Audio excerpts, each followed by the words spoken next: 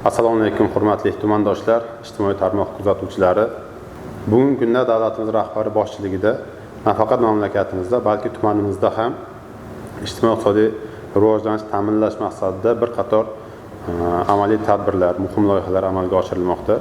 Mazkur sa'y-harakatlar aholining turmush darajasini oshirish, yangi ish o'rinlarini yaratish, ijtimoiy infratuzilmalarni takomillashtirish hamda iqtisodiy salohiyatni yuksaltirishga qaratilgan. Hukumatimiz tomonidan yaqinda belgilab berilgan vazifalardan kelib chiqib, biz 4 ta ustuvor yo'nalish bo'yicha chora-tadbir rejasini belgilab oldik. Ushbu chora-tadbir rejasini amalga oshirishda tumandagi butun jamoatchilik, faollar, mas'ullar, rahbarlar hamda albatta joylardagi mahalla yetkiliklari uzviy hamkorlik qilishli, ularni birgalikda ish samaradorligi va natijadorligiga qaratilgan amaliy ishlarni olib borish ham belgilab olindi. Belgilab olgan 4 ta yo'nalishimizdan birinchisi bu joriy yilda barcha imkoniyatlarni safarbar etgan holda 32 mingdan ortiq aholi bandligini ta'minlab, ishsizlik darajamizni demak 5.1% ga qisqartirish hisoblanadi.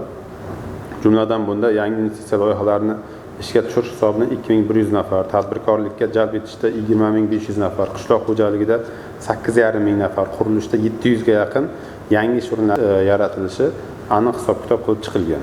8 oy yakuni bilan 25 mingdan ortiq ish o'rinlari yaratilganini ham qayd etib o'tishimiz joiz. Yana bir masala bu sohada Samarqand tajribasi asosida ishsiz aholini kasb-hunarga o'qitishning vaucher tizimi ham ishlab chiqildi. Bunda kasb-hunarga ega bo'lmagan, vaqtincha ishsiz hamda vaqtincha kambag'allik toifasida turgan fuqarolarimizni ham kasb-hunarga maxsus o'quv markazlarida bepul o'qitib, undan keyin ish bilan ta'minlash demak asosiy masalalardan biri sifatida belgilab olganmiz. Hozirga qadar 500 ga yaqin fuqarolar mana shu vaucher tizimida o'qitilib, kasb-hunarga joylashtirildi. 2025-yilning yakuniga qadar 3586 nafar ishsiz fuqarolarimizni demak hamda mehnatga kirib keladigan 9704 nafar yoshlar va migratsiyada bo'lib turgan 2251 nafar fuqarolarimizni demak ishga joylashtirish bo'yicha manzilli va aniq hisob-kitoblar ham belgilab olingan. Bu bo'yicha alohida dastur ham ishlab chiqildi. Ma'lumot o'rnida aytib o'tishim kerak, ayni paytda tumanimizda demak 3939 ta, jumladan ta'lim yo'nalishi 94 ta, sog'liqni saqlash 23 ta, xizmat ko'rsatish sohasida 1300 ga yaqin, qurilishda 100 ga yaqin, sanoatda 1461 ga yaqin, qishloq xo'jaligida 7000 ga yaqin bizni doimiy va mavsumiy ish o'rinlarimizda vakant joylarimiz, ya'ni fuqarolarimiz ishga joylashtirish imkoniyatimiz mavjud.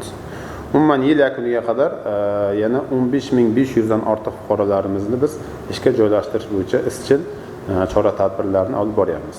Hurmatli tumandoshlar, o'tgan 8 oy davomida 5700 dan ortiq kichik va o'rta biznes subyektlarida dasturlar doirasida 139 milliarddan ortiq kreditlar ajratildi. Bu ham o'z-o'zidan yangi tadbirkorlik subyektlarini kengaytirish va yangi ish o'rinlarini yaratishga qaratilgan hisoblanadi. Jumladan ijtimoiy hamda iqtisodiy rivojlantirish masalalarida imtiyozli kreditlar ajratilishda hozirga qadar kichik biznesni uzluksiz qo'llab-quvvatlash dasturida 40 milliardga yaqin, oilaviy tadbirkorlikni rivojlantirishda demak 39 milliard, biznesga birinchi qadam dastur doirasida 60 milliard kredit mablag'lari hammasi tizimlashtirilgan holda fuqarolarga bosqichma-bosqich ajratib borilmoqda va bunda albatta joylardagi mahalliy yetkiligi va ayniqsa hokim yordamchilarining mahallabo'yi dasturlari asosida ish olib borilmoqda. Yana bir asosiy masalalardan biri Sayxunobod tajribasi. Davlatimiz rahbari tomonidan Sayxunobod tumanida qo'llanilgan tajriba yuzasidan 50 milliard turizm yo'nalishli kredit hisobiga 3400 ta mikro loyihalar ishga tushirilib, hozirga qadar 6800 ta ish o'rinlari yaratilgan bo'lsa, yil yakuniga qadar jami bu ish o'rinlarimiz demak 5800 tani tashkil etib, 9,5 ming aholi tadbirkorlikka jalb etiladi. Mehnat migratsiyasi, bu borada xorijga chiqib ketgan tumandoshlarimizni o'z uyga qaytarish va ularning doimiy ish o'rinlari bilan ta'minlash masalasida ham alohida hisob-kitoblarimiz bor. Bugungi kunda 26400 nafarga yaqin fuqarolarimiz demak tumandoshlarimiz hozir xorijda bo'lib turgan bo'lsa, shundan 25800 nafari ishlash maqsadida ketgan, qolganlari o'qish va boshqa maqsadlarda xorijda bo'lib turibdi. So'nggi 9 oy davomida xorijda past daromad topayotgan 2300 dan ortiq fuqarolarimiz tumanimizga, uylariga qaytarildi va ularning demak 1400 nafari doimiy ish bilan ta'minlandi, qolganlari mavsumiy va qo'shimcha ishlar bilan to'liq ta'minlandi.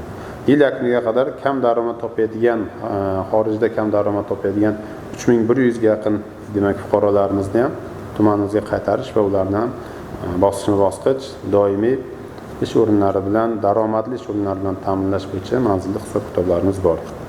4 ustuvor yo'nalishdan ikkinchi yo'nalishimiz bu kambag'alligi mavjud bo'lgan oilalar bilan manzilli ishlash tashkil etadi. Kambag'allikdan farovonlik sari dasturda belgilangan imkoniyatlardan keng foydalanib, joriy yakuniga qadar 3200 ta oilani kambag'allikdan chiqarish va kambag'allik darajasini 9.1% dan 4.8% ga tushirishni biz belgilab olganmiz.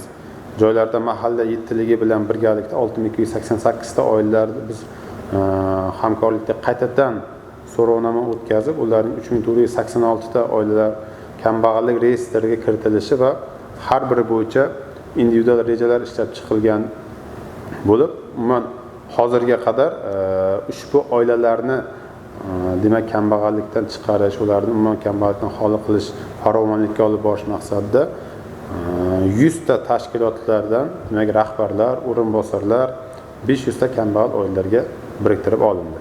Ushbu rahbarlar ko'magida yanvar-iyun oylarida 3230 ta oilaga 4702 ta barqaror bandlik xizmatlari ko'rsatilganini ham qayd etishimiz lozim. Misol uchun ular asosiylari fuqarolar 2300 dan ortiq ishga joylashtirildi, 2000 ga yaqin tadbirkorlikka jalb etildi, o'z xohishi va imkoniyati bor 500 ga yaqinga imtiyozli kredit mablag'lari ajratildi yoki ularning farzandlari qo'shimcha ish yoki o'qish to'garaklariga jalb etildi. Ijtimoiy va tibbiy xizmatlar uzluksiz bu oilalarga ham ko'rsatib kelinmoqda. Shuningdek, tuman bo'ylab 100 ta mahallamizdan eng og'ir sharoitga muhtoj bo'lgan 8 ta mahallalar tanlab olindi va ularda tomorqa sug'orish tizimini yaxshilash, elektr energiya, internet, ichki yo'llarni ta'mirlash maqsadida davlatimiz tomonidan 20 milliardga yaqin mablag'lar dasturlar asosida ajratib berildi. Ushbu mablag'lar hisobiga 8 ta mahallaning sug'orish tizimini yaxshilash uchun ajratilgan 14 milliarddan ziyod mablag' hisobiga 4 ta nasos, 7 ta artezian quduqlar, 11 kilometr lotok va 23,5 kilometr ariqlarni betonlashtirish ishlari to'liq yakunlanib, ularni ham o'sha aholi tomorqalarini qo'shimcha daromad olish maqsadida demak to'liq tomorqa suv bilan ta'minlandi. Natijada 6300 ga yaqin xonadonlarimiz 945 gektar tomorqa maydonlarida turli ekin ekish ishlari bir mahalla, bir mahsulot tamoyili asosida boshlandi. Xuddi shunday 6 ta mahallada elektr ta'minotini yaxshilash maqsadida 600 ta beton ustunlar va 14 ta transformatorlar o'rnatilib, 30 kilometrga yaqin zamonaviy sep kabi elektr tarmoqlari tortilib, bu ham aholi xonadonlarida doimiy elektr ta'minoti va xonadonlarda qo'shimcha kichik biznes oilaviy tadbirkorlik qilish imkoniyati yana ham oshirildi. Umuman olganda joriy yilning 1-oktyabr holatiga 2300 dan ortiq xonadonlar mazkur dasturlar doirasida to'liq elektr energiya bilan ta'minlanishi ishlari to'liq yakunlanadi. Uchinchi yo'nalishimiz mavjud zaxira va imkoniyatlardan foydalanib, xorijiy investitsiyalarni keng jalb etish orqali raqobatbardosh va eksportbop mahsulotlar ishlab chiqarish yo'nalishida. Demak, birinchi yarim yillikning o'zida tumanimizga 32,5 million dollar xorijiy investitsiyalar to'liq jalb etildi.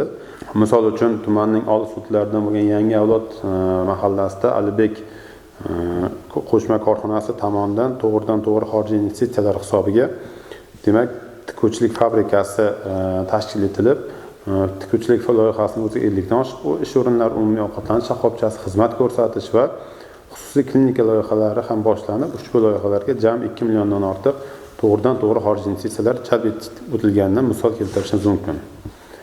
4-chi yo'nalishimiz bu tadbirkorlik va investitsion loyihalarini qo'llab-quvvatlash orqali 2025-yil yakuniga qadar tuman bo'yicha demak jami 96 ta loyihalar ishga tushishi mo'ljallangan. Shu bilan birga 118 million dollarlik 256 ta yangi loyihalar 2026-2027-yilda ishga tushishi mo'ljallangan loyihalarning ro'yxati ham shakllantirib olindi hamda kelasi yilda ushbu loyihalar tomonidan jami 2600 ga yaqin ish o'rinlari yaratilishi hisoblandi. Bundan tashqari qo'shimcha imkoniyat sifatida Kamolot mahallasi joylashgan tumanimiz sanoatlashgan hududida to'liq xattovdan o'tkazilib, hozirga qadar bo'sh turgan 107 ta korxona va obyektlarning hammasi faoliyati qo'llab-quvvatlanib, ularda yangi va qo'shimcha loyihalarni amalga oshirish maqsadida olib borilgan ichki dasturimiz doirasida 1 trillion so'mlik 104 ta loyihalar ishlab chiqildi va ushbu loyihalarda ham qo'shimcha 1246 ta yangi ish o'rinlari yaratilish ko'zda tutilmoqda. Tumanimizning yana bir asosiy driver yo'nalishlaridan biri bu qishloq xo'jaligi sohasi hisoblanadi. Joriy yilda tumanda qishloq xo'jaligi sohasida pillachilik yo'nalishida 5918 ta ipak qurti parvarish qilinib, natijada 361 tonna pilla hosil yetishtirildi va demak pillakorlarimizni bu masalada ham o'zlarini oldiga mo'ljallagan rejalari 101% ga bajarilib, qo'shimcha daromad olish imkoniyati paydo bo'ldi. Bundan tashqari aholining asosiy oziq-ovqat xavfsizligini ta'minlashda muhim ahamiyatga ega bo'lgan g'allachilik yo'nalishida ham 17936 gektar yer maydonida g'alla mahsulotlari yetishtirilib, demak 56200 tonna hosil olindi va bu ko'rsatkich bilan mirishkorlarimiz o'zlariga belgilangan rejani 106% ga bajarishdi. Ma'lumot o'rnida aytib o'tishimiz kerak, Pastdarg'om tumani respublikadagi eng yirik don xirmonini tumanlar ichida dehqonlarimiz tomonidan yaratildi. Shu bilan birgalikda g'alladan bo'shagan 15000 gektarga yaqin yer maydonlariga dehqonlarimiz uyushqoqlik bilan demak fasol mahsulotlarini ekib, hozirga qadar 31200 tonna hosil olishni rejalashtirmoqda va bu bizga to'liq 6 million dollardan ortiq tumanimizga qo'shimcha eksport imkoniyatlarini ham kirib kelishiga sabab bo'lyapti. Hozirgi kunda tumanda paxta terimi ayni avj pallasida bo'lib turibdi. Terim jarayonlarini demak 13095 gektar yer maydonimizdagi paxtalarimizni hosil nest nobud qilmasdan yig'ib olish maqsadida joriy yilning o'zida qo'l terimini imkon qadar kamaytirish maqsadida demak 30 ta yangi zamonaviy terim paxta terim kombaynlari olib kelindi va tumanimizda hozirgi kunda terimchilar bilan birgalikda 40 ta zamonaviy kombaynlar paxta terimini hosilni nest nobud qilmasdan terib olishga o'z hissasini qo'shishmoqda va yaqin kunlarda dehqonlarimiz, fermerlarimiz paxta hosili bo'yicha ham o'sha qo'shilgan qiymat soliqlarini yaratish maqsadida hamma hosilni nest nobud qilmasdan yuzlarini yorib qilish harakatlarida bo'lib turishibdi. Qishloq xo'jaligining yana bir muhim masalasi bu suvdan maqsadli va samarali foydalanish. Oqilona foydalangan holda suv isrofgarchiligiga barham berish va foydalanadigan suv samaradorligini demak yanada oshirish maqsadida joriy yilda qishloq xo'jaligida ishlab chiqaruvchilar tomonidan salkam 5000 gektar maydonlarda suv tejovchi uskunalar ishga tushirildi. Shundan tomchilatib sug'orish 1400 gektar, yomg'irlatib sug'orish 400 gektar, diskret sug'orish 500 gektar hamda lazerli uskuna yordamida tekislash 1900 gektarni tashkil etdi. Shu bilan birgalikda 400 gektar maydonda egiluvchan quvurlar o'rnatildi. Bu ham bo'lsa yildan yilga og'irlashib boradigan suv sarfini yanada oqilona foydalanish va bu bilan o'z navbatida o'sha qishloq xo'jaligida hosil yetishtirishni demak yana ham oshirish maqsadida bu tadbirlar amalga oshirildi. Qurilish sohasida joriy yilning o'zida 138 milliard so'mlik mablag' evaziga qurilishlari amalga oshirilmoqda va bu o'tgan yilga nisbatan 15% ziyodni tashkil etadi. Hozirga qadar davlatimiz rahbarining 454 sonli qaroriga asosan respublika byudjetidan tumanimizga 59,5 milliard mablag' ajratildi va 10 ta maktab, 2 ta maktabgacha ta'lim tashkiloti, bitta sog'liqni saqlash muassasasi hamda bitta ko'prik qurilish va rekonstruksiya ishlari amalga oshirilmoqda. Shu bilan birga tashabbusli byudjet loyihalari doirasida birinchi mavsumda 12 ta, ikkinchi mavsumda esa demak 19 ta obyektlar jami 54 milliard so'mlik mablag'lar fuqarolarimiz tomonidan asosan yo'llar qurilishi, ichimlik suvi, maktablar, bog'chalar qurilishiga yo'naltirildi. Shu bilan birgalikda aholining eng dolzarb masalalaridan biri uy-joy masalalari hisoblanib, ayni paytda tumanimizda 4000 dan ortiq fuqarolarning uy-joyga muhtojligi aniqlangan va ushbu muhtojlikni o'z vaqtida bartaraf etish maqsadida tumanimizda joriy yilning o'zida 52 ta ko'p qavatli 3415 xonadonli uy-joylarda qurilish ishlari boshlandi. Qisqa fursat ichida demak 1000 ga yaqin xonadonlar foydalanishga joriy yilning o'zida topshiriladi va qolgan xonadonlar ham kelasi yilda bosqich aholining ixtiyoriga foydalanishga topshirib boriladi. Aholini ichimlik suvi bilan ta'minlash maqsadida ayni paytda tumanda 82% ichimlik suvi ta'minlash darajasini 93% yetkazish rejalashtirilgan va bunda tumanimizda davlat dasturlari doirasida va bundan tashqari ichki imkoniyatlar va hasharlar doirasida demak yana 80 kilometr ichimlik suvlarini tortish bo'yicha ayni paytda jadal ishlar olib borilmoqda.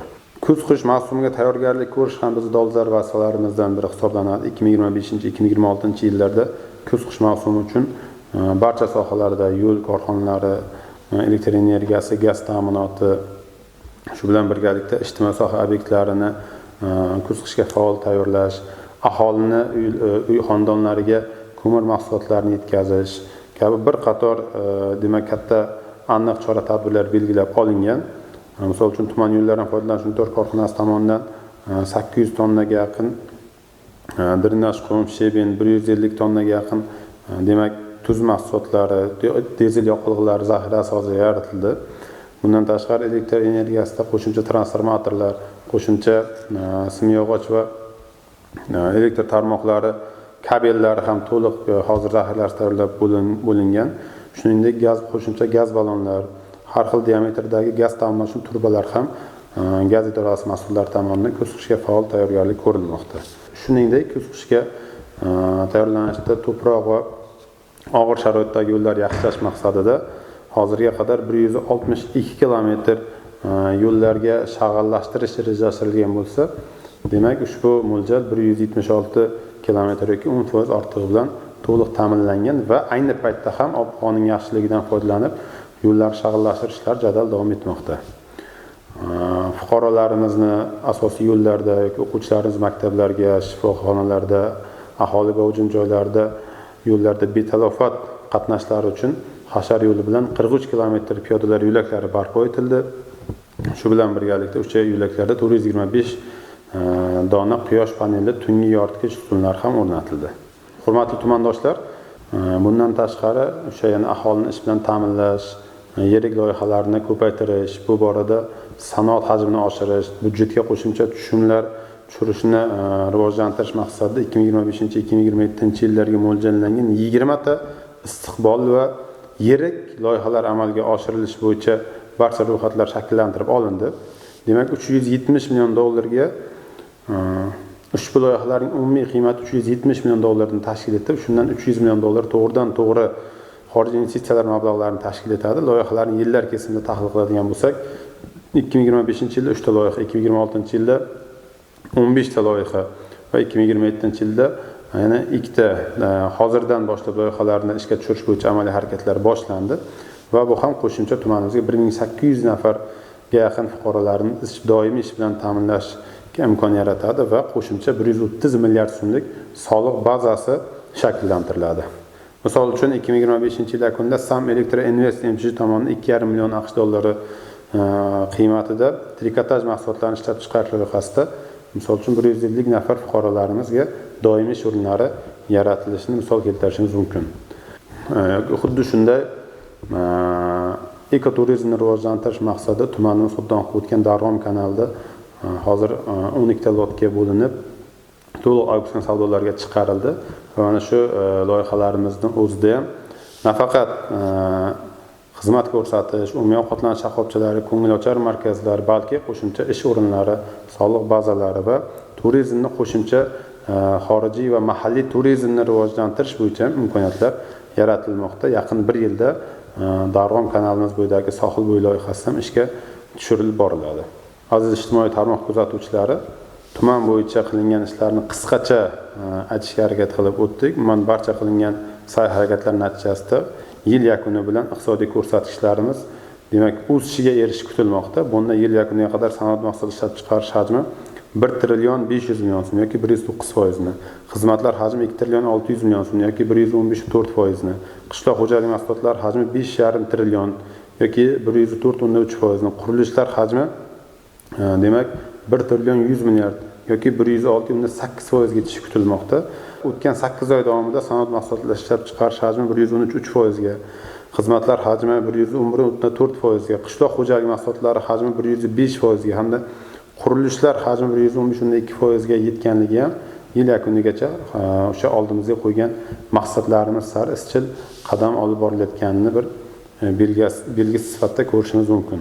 Ushbu ko'rsatkichlar natijasida yil yakuni bilan kambag'allik darajamizni o'rtacha 4% ga hamda ishsizlik darajamizni 5% ga tushirish asosiy maqsad qilib olingan. Bundan tashqari xorijda yurgan fuqarolarimizni ham to'liq kam daromad oladiganlarni o'z uylariga qaytarib ishli qilish bizning asosiy maqsadimiz hisoblanadi. Hurmatli tumandoshlar, tumanimiz rivoji va farovonligi har birimizning zimmamizdagi mas'uliyat hisoblanadi.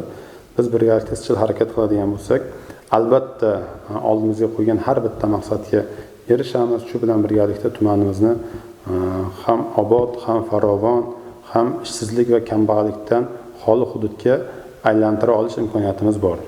Har bir insonning sa'y-harakatlari albatta jamiyat taraqqiyotiga hissa qo'shadi. Kelajagimizni, tumanimizni farovonligi va obodligini birgalikda qurishda barchangizni faol bo'lishga chaqiraman. E'tiborlaringiz uchun katta rahmat.